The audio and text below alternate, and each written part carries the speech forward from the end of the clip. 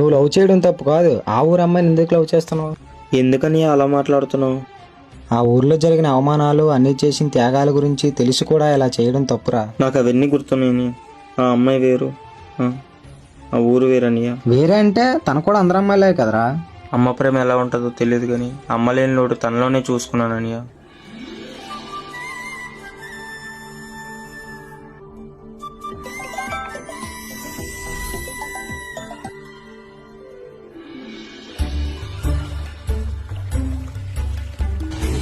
ఎందుకు ఇంత సడన్ గా ఫోన్ చేసావు? నీతో ఒక విషయం గురించి మాట్లాడాలి, చాలా ఇంపార్టెంట్. ఇంపార్టెంటా? సరే, ఎక్కడ రావాలి చెప్పు, అక్కడికి వస్తాను.